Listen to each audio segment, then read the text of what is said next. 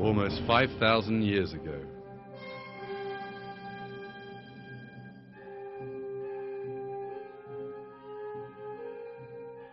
In the fertile soils of the Middle East, pagan religions prevailed in Mesopotamia.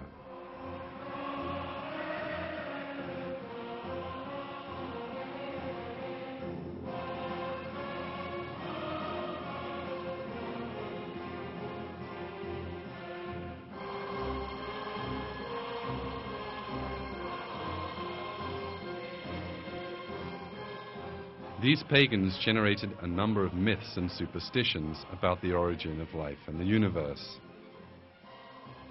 One of these was the belief in evolution. According to the Sumerian Enuma Elish epic, life first appeared spontaneously in water, then evolving one species from another.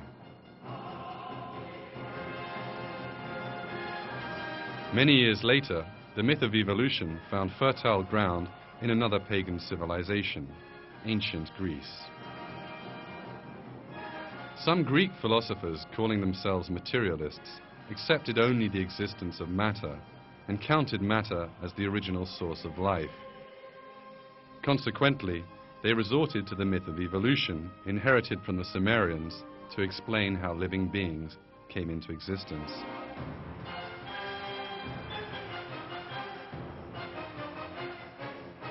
Thus, ancient Greece became the junction point of materialist philosophy and the myth of evolution. The pagan Romans later cherished this heritage.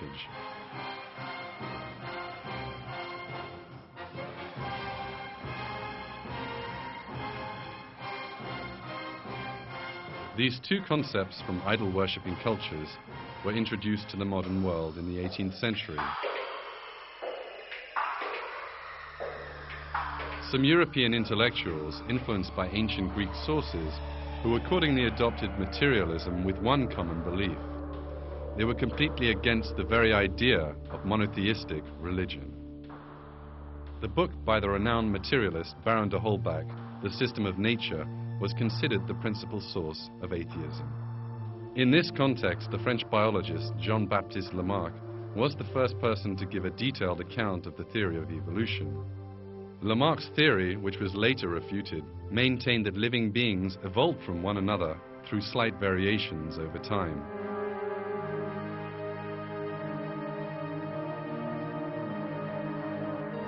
It was Charles Darwin who repeated and popularized Lamarck's views, albeit in a slightly different form. Darwin revealed his views in England in 1859 through the publication of his book, The Origin of the Species. Darwin's book was in reality a detailed version of the evolution myth, originally introduced by the ancient Sumerians. His theory maintained that all the different species came from a common ancestor that appeared in water by chance, which every living species had sprung from over time, again by chance.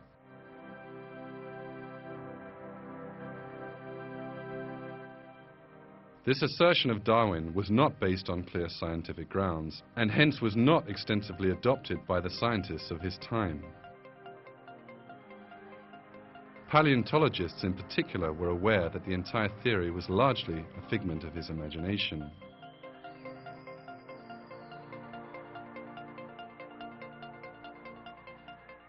The fossil record revealed that living things did not undergo an evolutionary process from primitive to the complex.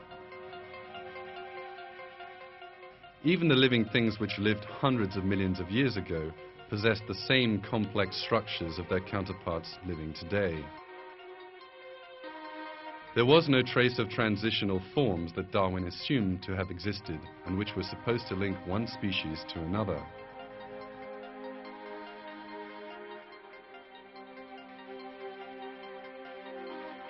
In the years to come, other assertions of the theory were refuted one after another. Biochemistry revealed that life was too complex to have emerged by chance as Darwin claimed. It was realized that even the random formation of the simplest protein molecule was impossible, let alone a living cell itself. Anatomy, on the other hand, showed that living beings had distinct designs and were created separately.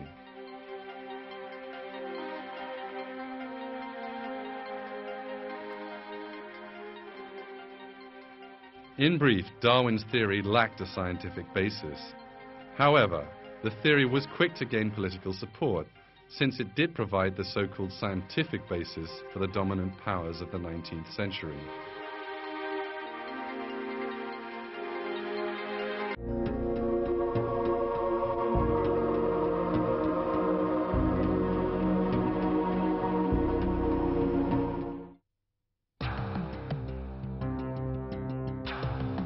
In 1871, Darwin published another book, The Descent of Man, in which he claimed that man evolved from some ape-like creatures.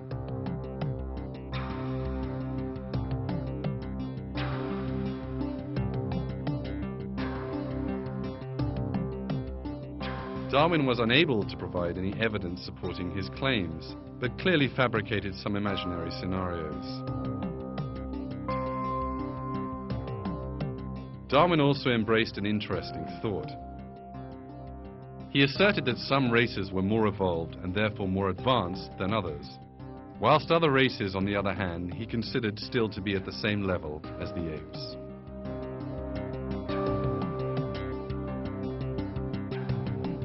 There was another important aspect to Darwin's theory.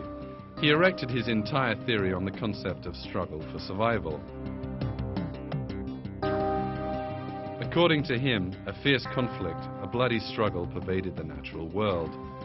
The strong always won against the weak and thus ensured development.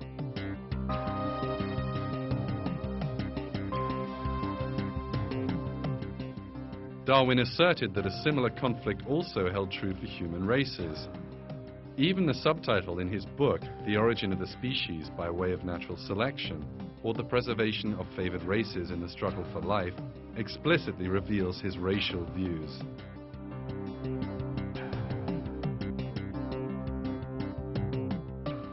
According to Darwin, the favored race was the European white man. Asian or African races were, quite simply, failing in their struggle for survival. Darwin went one step further and even suggested that these races would finally be totally annihilated.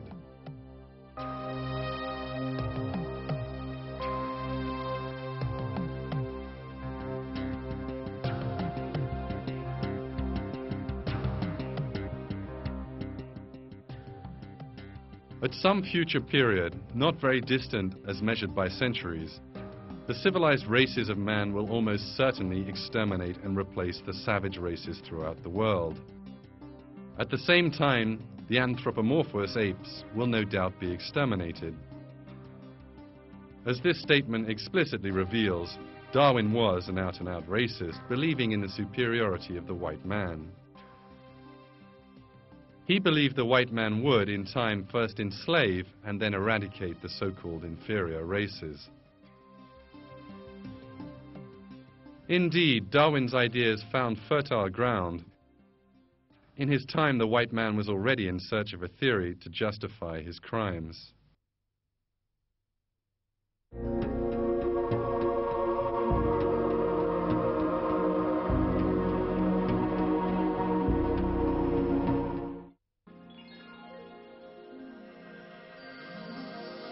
From the 16th century on, Europeans started to colonize various parts of the world.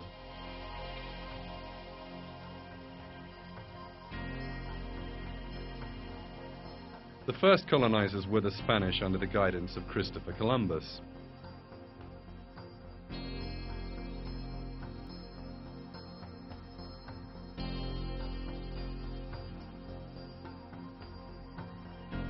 In a short while, the Spanish conquistadors invaded South America, enslaving the native peoples, who inherently had been a peaceful race. The provinces of South America, which were rich in gold and silver, were plundered by these invaders. The native people who resisted were slaughtered.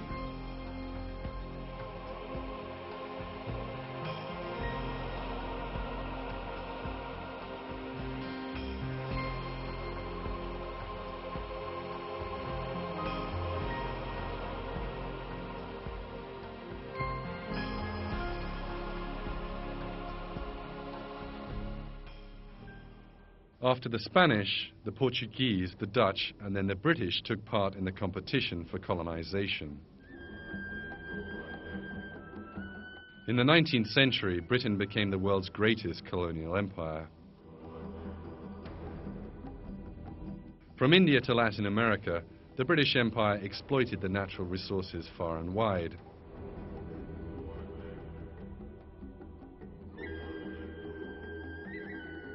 White man was plundering the world for his own interests.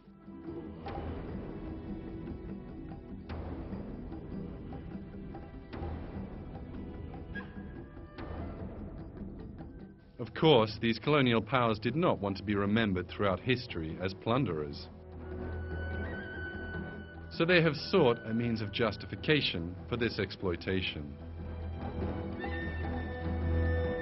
The justification was labeling the exploited people as primitive men, even possibly animal-like creatures.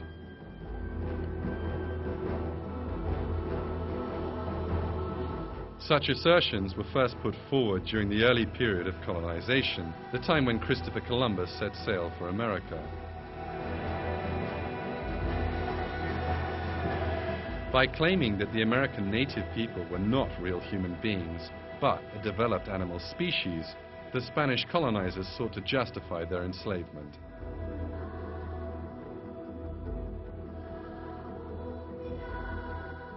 As it happened, this argument did not attract many advocates, since during that period, Europeans widely believed that humans were all created equal by God, and that all came from one common ancestor, the prophet Adam.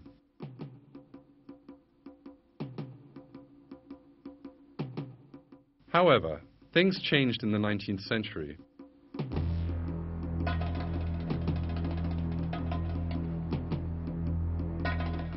As materialist doctrines flourished, people started to ignore the fact that human beings were created by God. This was also the birth of racism. The allegedly scientific basis of racism was Darwin's theory of evolution. Indian anthropologist Lalita Vidyarthi states,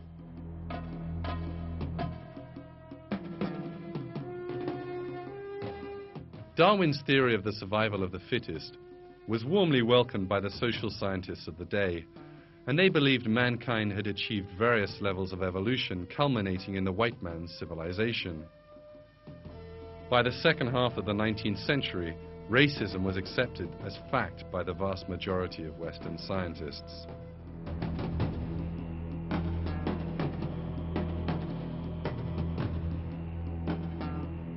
With such racial views, Darwin provided solid support to the colonizing policies of the European powers. The imperialism of Victorian Britain chose Darwinian theory as its so-called scientific basis and justification.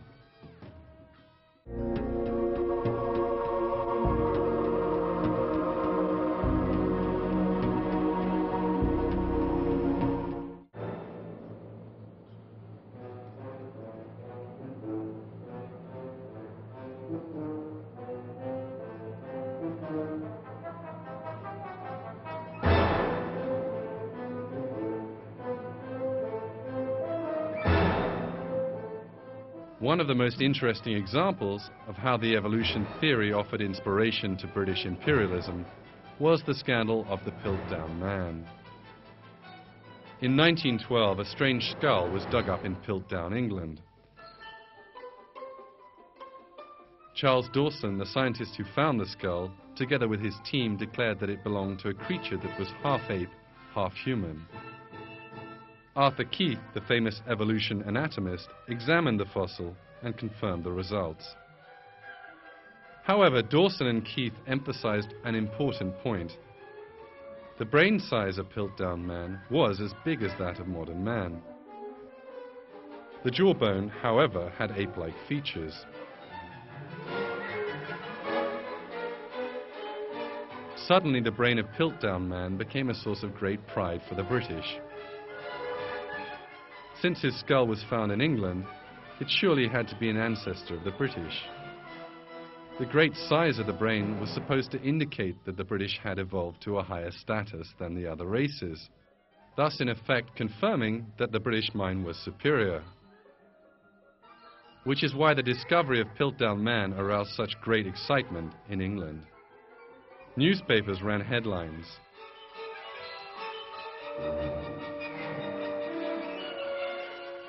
In social circles, they joyously celebrated this discovery. The British government, for their part, honoured Arthur Keith with a knighthood as acknowledgement for his work on the Piltdown skull.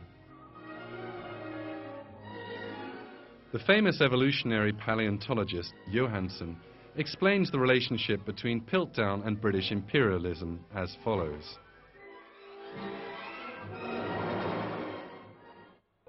The Piltdown discovery was very Eurocentric. Not only did the brain have preeminence, but the English had preeminence.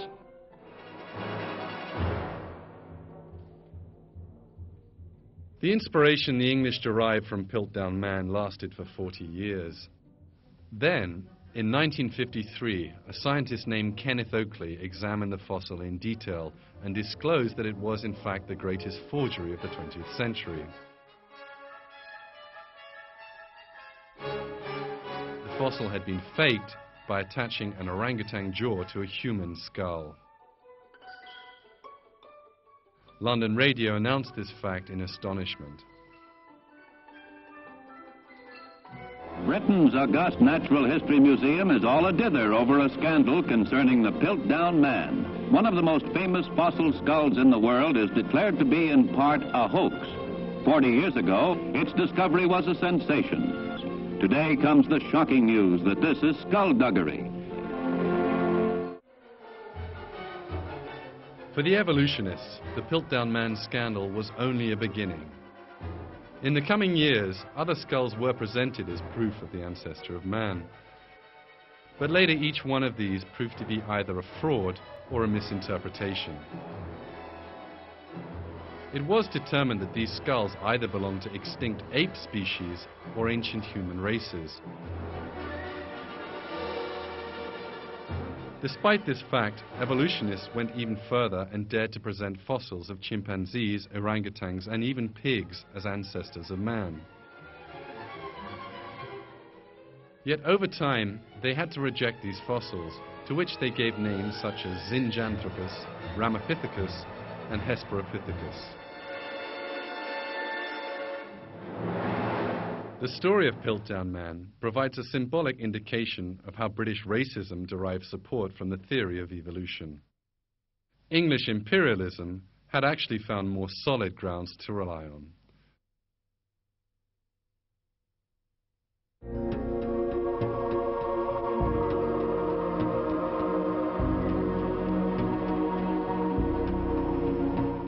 Verzweiflung hat ein großes Volk wieder Trieb gefasst.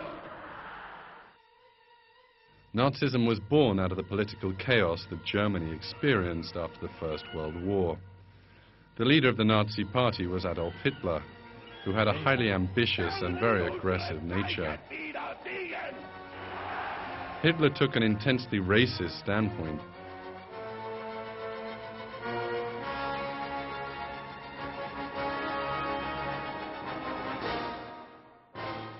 He firmly believed in the superiority of the German or Aryan race over the other races.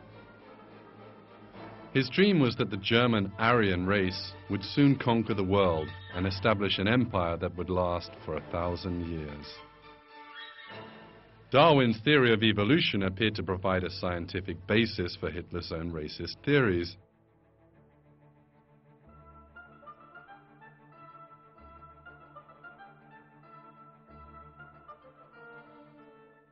Hitler also derived ideological support from the works of Heinrich von Treitschke, the racist German historian.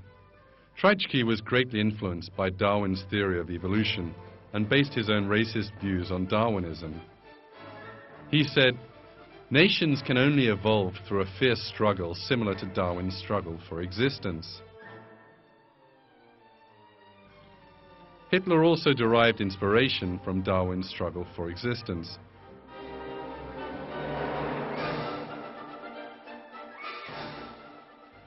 The name of his famous book, Mein Kampf, which means My Struggle, was a mere expression of this Darwinist concept. Indeed, Hitler, just like Darwin, rated the non-European races as little more than apes, and added, "Take away the Nordic Germans, and nothing remains but the dance of apes."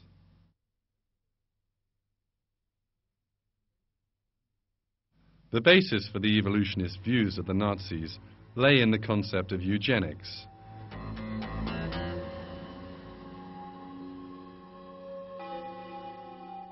Eugenics meant the improving of the human race by weeding out sick and handicapped people and increasing the number of healthy individuals.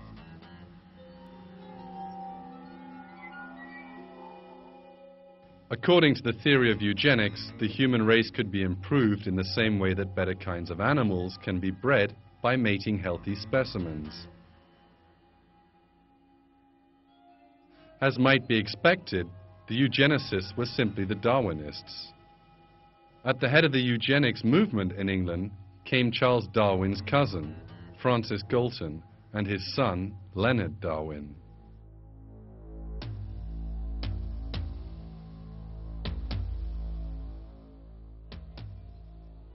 It was evident that the theory of eugenics was a natural consequence of Darwinism. This fact is also made very clear in publications that promote this dubious science. To quote but one, eugenics is the self-regulation of one's own evolution.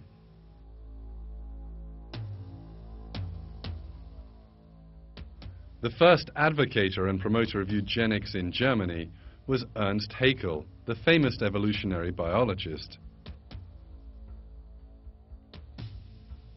He advanced the theory of recapitulation, which proposed that embryos of different species resembled one another. It was later realized that Haeckel made forgeries in the drawings that he used to propagate his assertion.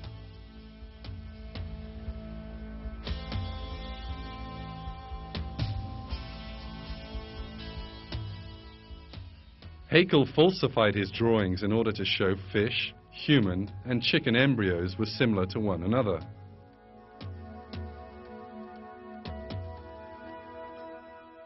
Some parts of the embryos he removed, and others he distorted. Even Haeckel himself later confessed that his drawings were works of forgery. However, evolutionist circles turned a blind eye to the forgery just to sustain the theory.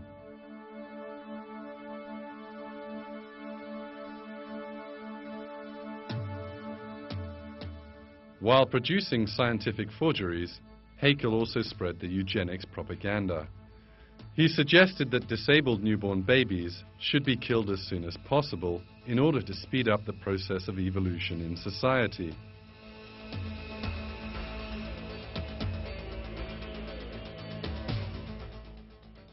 He went further and proposed that disabled, mentally retarded, and the genetically sick should be killed off right away. Otherwise, Haeckel argued, these people would place a burden on society and slow down evolution.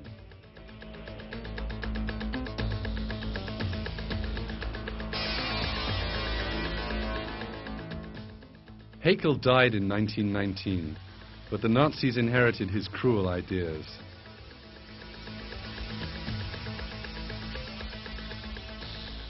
A short while after Hitler seized power, he launched an official eugenics policy. The mentally retarded, the disabled, and those having hereditary diseases were collected in special sterilization centers.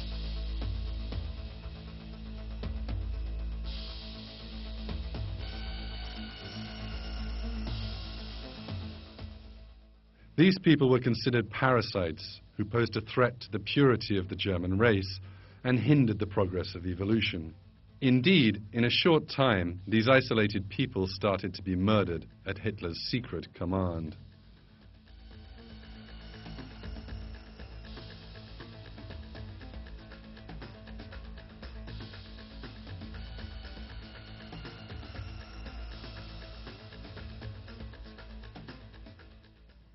In his effort to speed up the so-called evolution of the German race, Hitler murdered many people.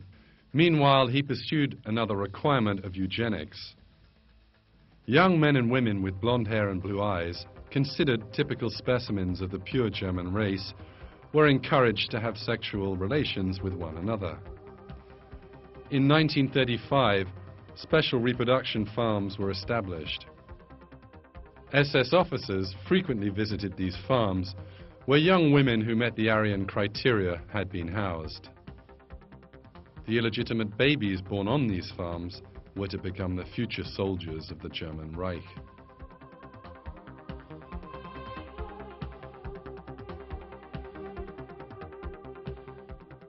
In order to improve the so-called superiority of the Aryan race, Nazis were resorting to Darwinian concepts. Darwin had suggested that the size of the human skull increased as he climbed the evolutionary ladder.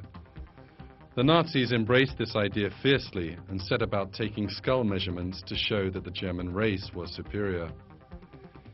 In all corners of Nazi Germany, comparisons were made showing that German skulls were larger than those of other races. Traits like teeth, eyes, hair were evaluated according to the evolutionist criteria. Individuals whose measurements were found to be contrary to official German race specifications would be annihilated according to the Nazi eugenics policy. All these outlandish principles were applied in the name of Darwinism. Michael Grodin, the American historian and the writer of the book The Nazi Doctors and the Nuremberg Code, states this fact. That there was a perfect meshing of Nazi ideology and social Darwinism and racial hygiene as it developed at the turn of the century. That physicians had a notion that there was social deviance and there was behavioral deviance that somehow was genetically linked, and there was good genes and bad genes. And so this social Darwinism, which by the way was around the world, and the Nazi physicians pointed to the US as where they learned a lot of the racial hygiene. George Stein, the American researcher, explains this subject in American Scientist magazine. National Socialism, whatever else it may have been, was ultimately the first fully self-conscious attempt to organize a political community on a basis of an explicit biopolicy. A biopolicy fully congruent with the scientific facts of the Darwinian revolution. Sir Arthur Keith, the famous evolutionist, commented about Hitler. The German Führer is an evolutionist. He has consciously sought to make the practice of German policy conform to the theory of evolution.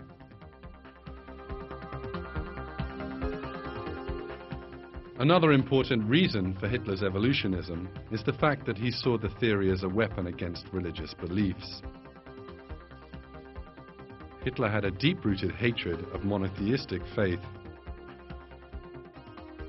Religious virtues like love, mercy, and modesty were a great hindrance to the merciless and militaristic Aryan race model. Wirtschaftlich zu vernichten, dass dann Deutschland nicht mehr länger untätig zusehen könnte. That is why, from the time the Nazis seized power in 1933, they aimed for a return to ancient pagan religion for German society.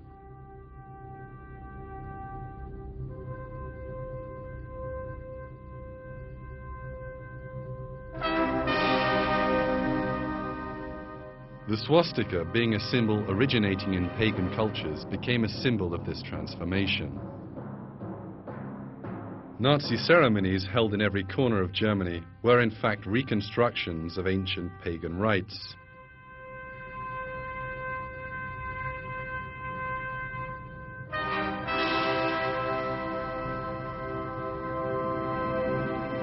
As mentioned before, the theory of evolution itself was a heritage from pagan cultures. So here we see the inextricable links between paganism, Darwinism, and Nazism. At the root of all the murders committed by the Nazis lay this pagan culture. The Nazis revitalized the savage pagan culture and received solid support from Darwin's atheist theory to legitimize it. The reality is, however, that cruelty, murder, and corruption on earth are strictly forbidden and condemned by religion. God summons people to justice, compassion, and modesty.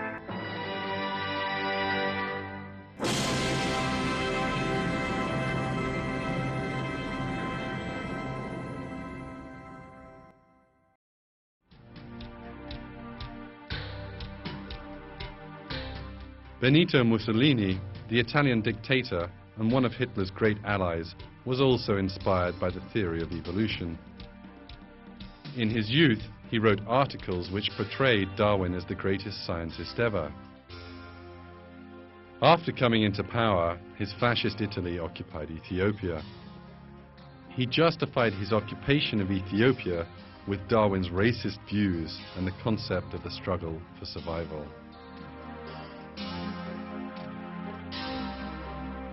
According to Mussolini, Ethiopians were inferior because they were of the black race, and being governed by a superior race like the Italians should have been a natural consequence of evolution. Mussolini was also seized by the thought that nations evolved through war. For Mussolini, the reluctance of England to engage in a war only proved the evolutionary decadence of the British Empire.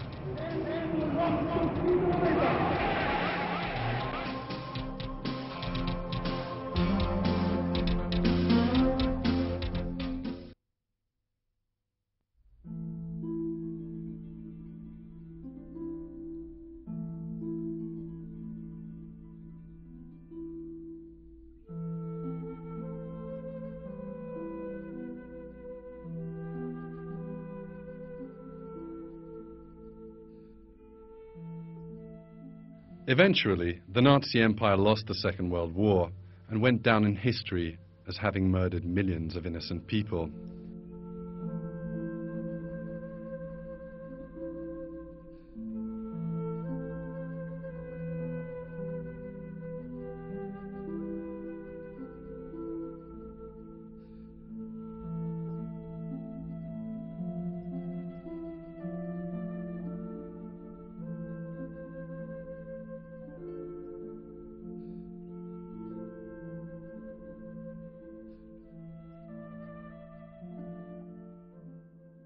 Mussolini, on the other hand, was executed by his own people.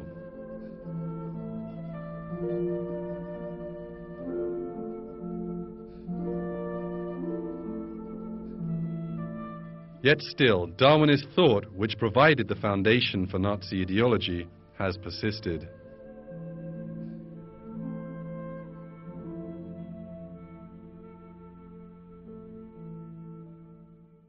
The notion suggesting that humanity is exalted through struggle and violence was actually the source of another ideology, which on the surface appeared to be entirely different from Nazism.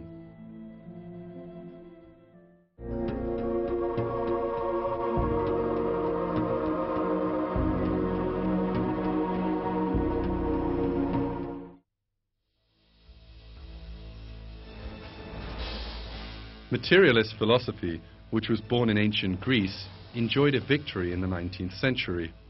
This ancient philosophy owed its success to the two German philosophers, Karl Marx and Friedrich Engels. Marx and Engels tried to explain the materialist philosophy, which had survived through the ages, in terms of a new method called dialectics. Put briefly, dialectics was the assumption that all development in the universe was a consequence of competitive and self-interested conflict between opposing forces. Marx and Engels used dialectics to explain the whole of world history. Marx's simplistic analysis suggested that the history of humanity was based on conflict, and that the current conflict was between the proletariat and the bourgeoisie. He predicted that individual workers would come to realize that their only hope was to unite and stage a revolution. Both Marx and Engels had a profound hatred of religion. As confirmed atheists, they insisted that the eradication of religion was necessary for the success of communism.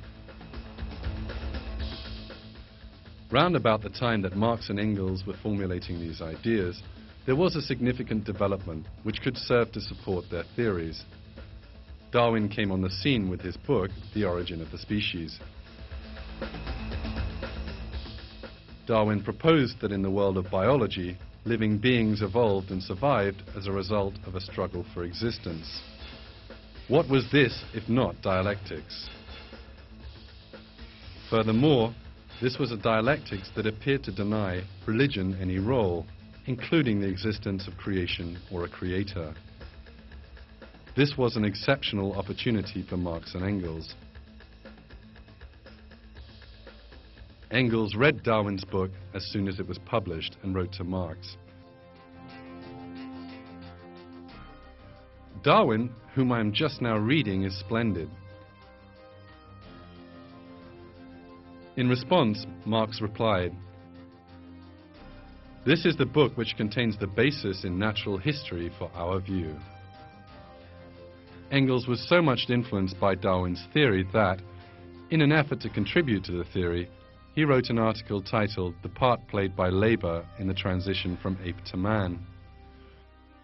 Soon Engels compiled all his evolutionist ideas in a book, Dialectics of Nature. The views of Marx and Engels flourished, especially after their deaths.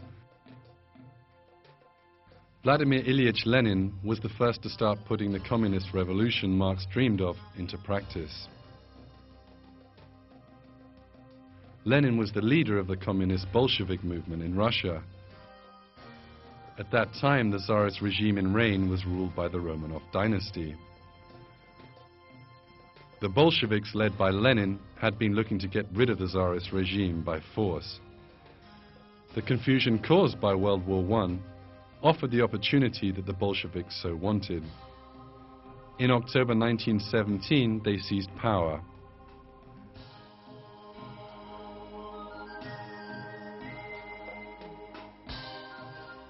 After the revolution, Russia became the scene of a bloody civil war between the communists and the adherents of the Tsar.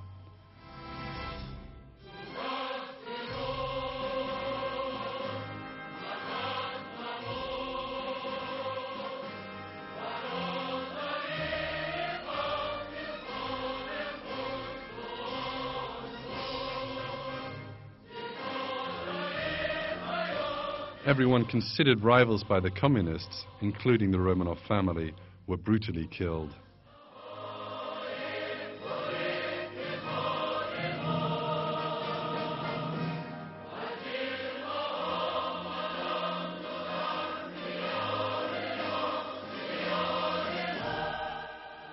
Like his mentors Marx and Engels, Lenin was also a fervent evolutionist and frequently stressed that Darwin's theory was the basis of the dialectic materialist philosophy he advocated.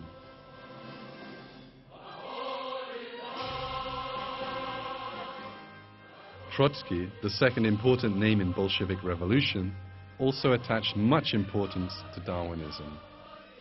He expressed his enthusiasm for Darwin thus: "Darwin's discovery is the highest triumph of the dialectic in the whole field of organic matter.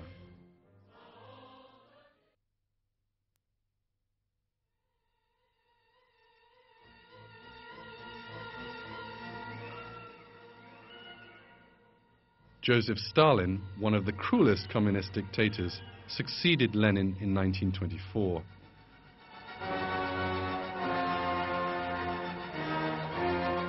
Studying Stalin's 30-year reign of terror, one could almost say that his overall intention was to prove the cruelty of communism.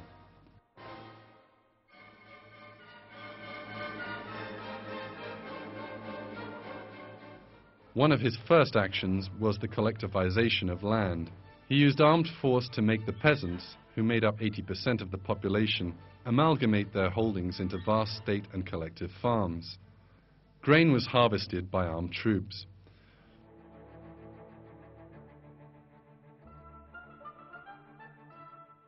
Famine swept the land, killing men, women, and children. But Stalin continued to export grain stocks rather than feed his people.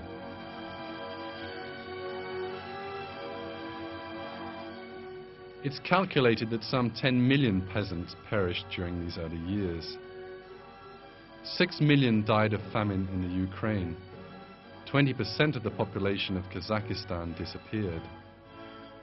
In Caucasia alone, the death toll was 1 million.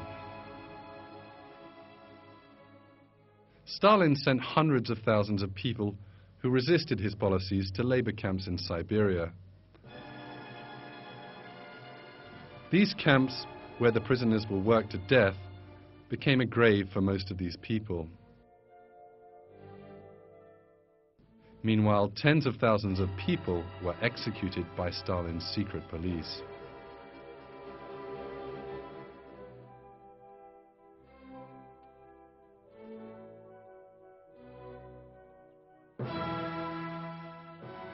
And in the Crimea and Turkestan regions, millions of people were also forced to emigrate to remote corners of the Soviet Union. As a result of Stalin's bloodthirsty policies, more than 30 million people were killed. According to historians, Stalin derived a special pleasure from this violence. In his office in the Kremlin Palace, he enjoyed examining lists of people executed and murdered.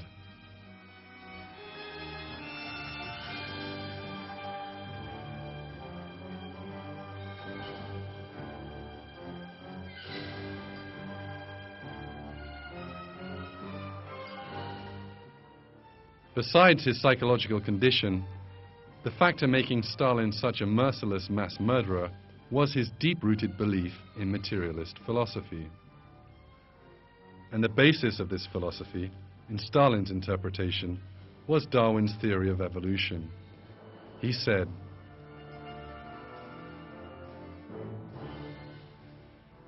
"There are three things that we had to do to disabuse the minds of our seminary students. We had to teach them the age of the Earth, the geologic origin, and Darwin's teachings."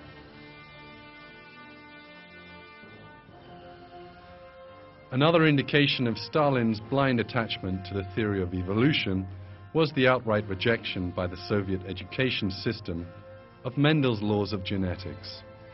From the early 20th century, Mendel's laws had been accepted by the scientific community, but not in the Soviet Union. They invalidated Lamarck's claim, also partly accepted by Darwin, regarding the transmission of acquired traits to succeeding generations. The Russian scientist Lysenko saw this as a heavy blow to the theory of evolution and developed a Lamarckist alternative. Stalin was impressed by Lysenko's ideas and made him head of the official scientific institutions. Until Stalin's death, the science of genetics was not accepted in the scientific institutions of the Soviet Union. During the totalitarian rule of Stalin, another communist regime underpinned by Darwinism was established in China. In 1949, after a long civil war, the communists won power under Mao Zedong's leadership. Mao established a bloody and repressive regime, as had his ally Stalin, who now provided him with support. Countless political executions took place in China. Nearly 30 million people died because of the horrible famine which resulted from Mao's insane policies. During the years of Cultural Revolution, the young militants called Mao's Red Guards threw the country into a state of utter chaos and fear.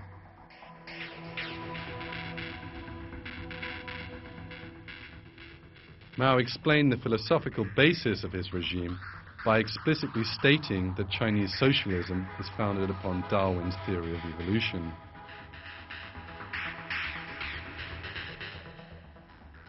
Harvard University historian James Reed Pusey also acknowledges the Darwinist influence on Maoism. In his book entitled China and Charles Darwin, Pusey states, "Darwin had legitimized violent change and revolution. Surely that was one of the most momentous things Darwin did to China. And the thinking of Mao Zedong fit perfectly."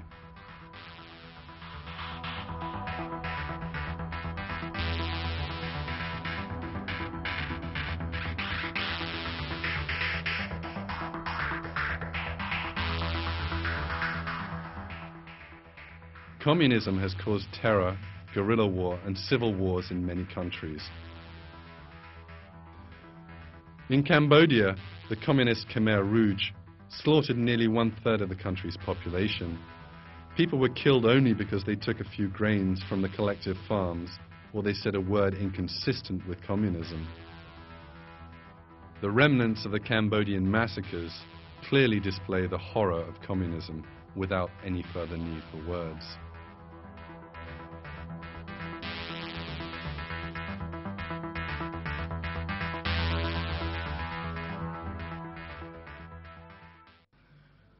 For 150 years, the communist ideology, closely allied with strife and war, has been intertwined with Darwinism.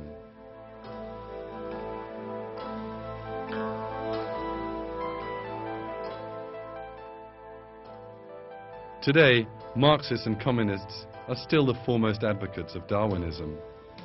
In almost any country, the most enthusiastic advocates of the theory of evolution tend to be Marxists.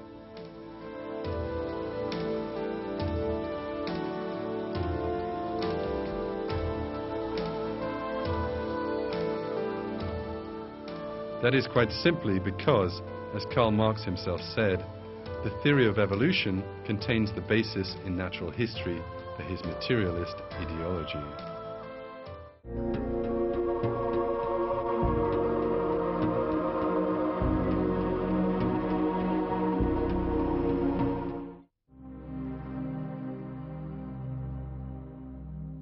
Darwinism was advanced 150 years ago. Since then, its dark legacy to humanity has been a turmoil of brutal dictators, racism, torture, persecution, and war. This is the natural consequence the attitudes of both Darwinism and materialism have towards mankind. It is inevitable that this combined philosophy that regards human beings as no more than animal species puts its faith in matter alone and maintains that conflict is the unchanging law of nature, will dehumanize individuals and brutalize societies. And the real reason for all this is man's denial of his own creator. A society turning its back on God and being carried away by dogmas like materialism becomes prone to all forms of degeneration.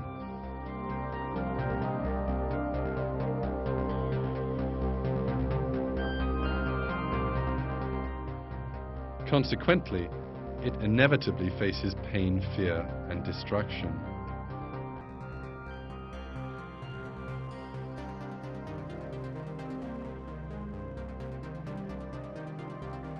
Peace, justice, and security can be attained only when Darwinism and materialism are exposed to the world as the deceptions they really are. And when man knows the purpose of his creation, that purpose is to turn to one's creator, to turn to God.